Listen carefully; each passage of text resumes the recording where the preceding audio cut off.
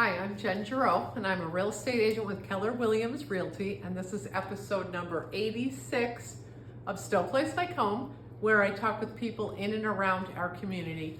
And today I am talking with Andrew Mintz with a cameo with his wife Mary, and they live and work at White Pond Farm. And this couple, they are the Renaissance couple for sure.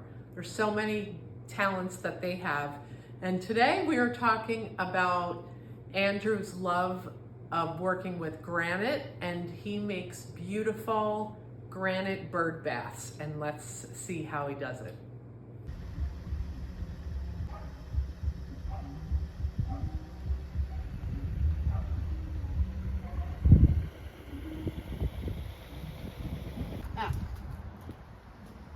Okay, yeah. Could you tell me how you started your business, your bird bath business? Someone gave Mary a concrete bird bath for Christmas, and we left it out.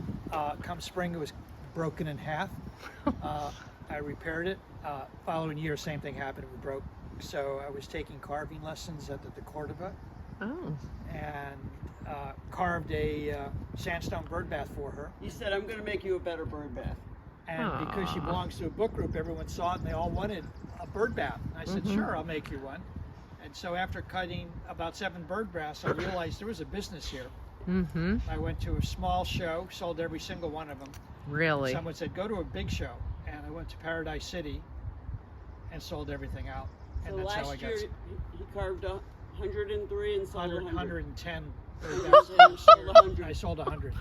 Oh my God! I can't keep up with the demand. Yeah. So tell me about it. So this is granite. So this is granite. There's a couple different types. This is granite schist. And the schist is a Greek word for splits evenly. Just means that when they take it off the quarry wall, it comes down in sheets, and then they crack it up. Jeez. This is granite gneiss.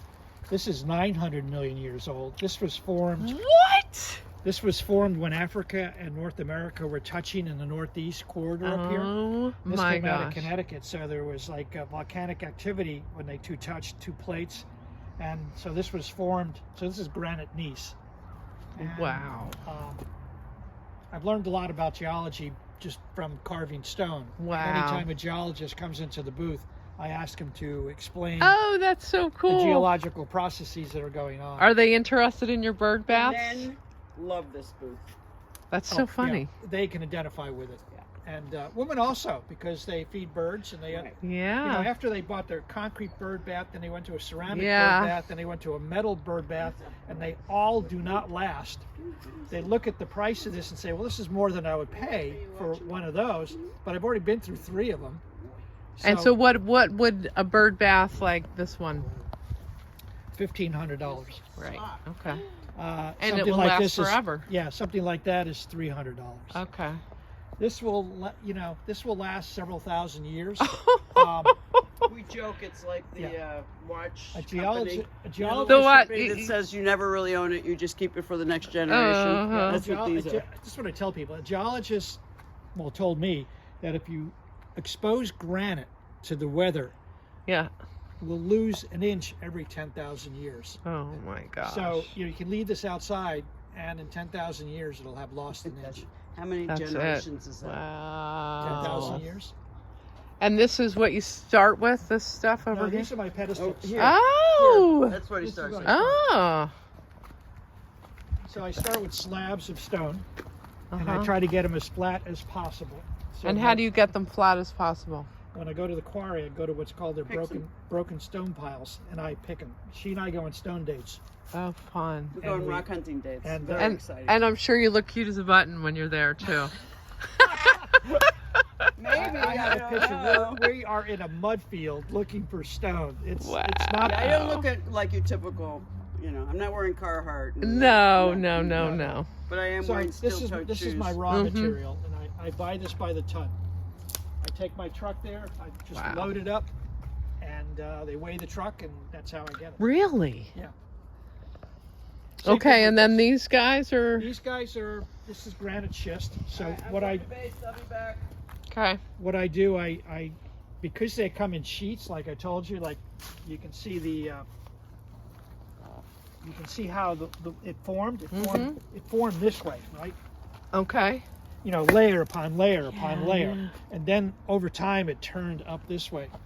So when they take this off a wall, it comes in sheets. And I give them specifications. Wow. And I tell them I want something that's 20 inches or 24 inches Wow. long. I want 7 inches here, 9 inches at the bottom. I want it 4 inches thick. And they find slabs that are 4 inches thick. And they run it through a gigantic hydraulic guillotine. Wow. The blade comes down and snaps them. So you know the curbstones you see, they're all snapped. Yeah. They're all yeah. snapped Yes. on gigantic guillotines. So That's amazing. I order these, and this is what I get. Then I find glacial erratics, Oh my like gosh. those stones over there, that I will carve Wow. at some point in time. But they just come out of the earth. That's amazing. And there's more glacial erratics. So there. So where does the granite come from that you find in your yard? And You know, so the way this works, like a piece of stone like this. mm-hmm. Let's say this is 10 feet under the ground. Mm-hmm. And water percolates down to the very bottom, and over time it slowly rises through the ground. It freezes, and when it freezes, the water underneath it pushes it up a little bit, and over the years that keeps happening, and it keeps rising till eventually it breaks through the ground. You know, water expands when it freezes, so, or ice does. That's amazing. So that's how they pop out of the ground.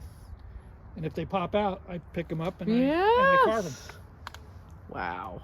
Those are all glacial erratics. When I call it glacial, the glaciers brought them down. And they're not Incredible. natural to us. They were just brought from Canada or Vermont or New Hampshire, wherever the glacier, picked I them up and see. dropped them off. Wow. And they're usually rolled over eons of time, through riverbeds, through Yeah. just moving under the earth. I mean, the earth is pretty old. This is amazing. What a lesson in history here. Wow. And then may I see some of your tools and Yeah, how yeah. you how you actually do this?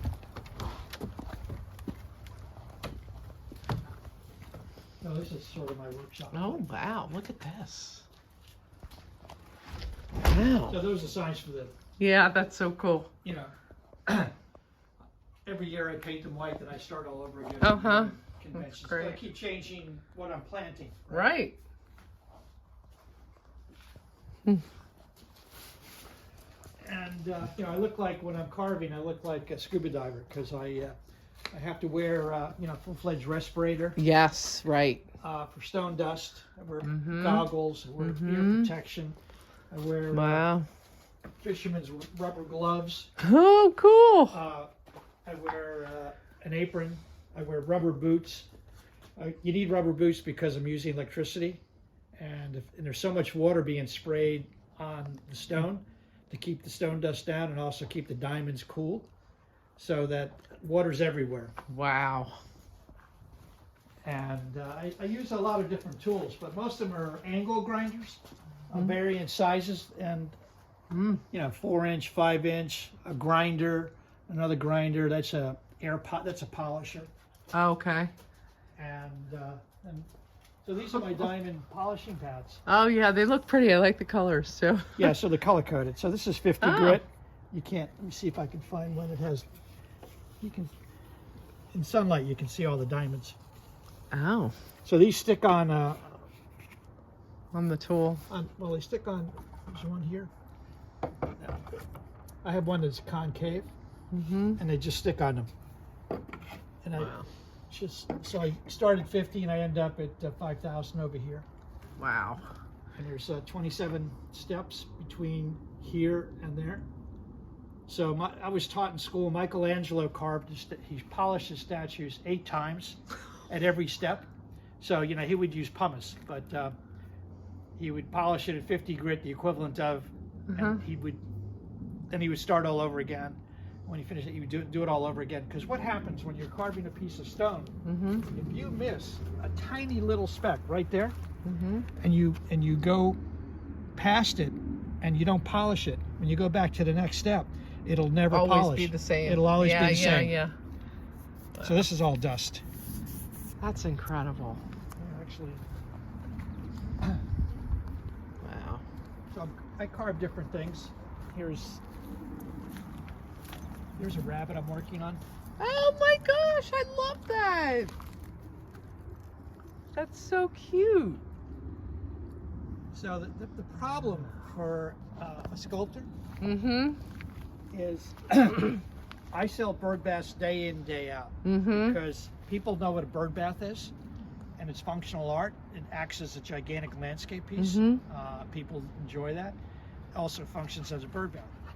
Sculpture is something purely subjective. Yes. So I can spend a fortune of time doing this and bring it to a gallery or craft show. Someone's got to come by that appreciates it Yes. for what it is. Yes. So you have to wait around a long time before Right. you sell a piece of sculpture. Right. Well, I guess part of it is just what you're enjoying yourself as the Absolutely. artist, right? Yeah. And But Rye I'm- likes it. I'm getting a reputation, but my reputation is for granite bird baths. I'm Right. one of the few people in New England that carve granite bird baths. They're beautiful. Absolutely beautiful. I really appreciate your sharing this.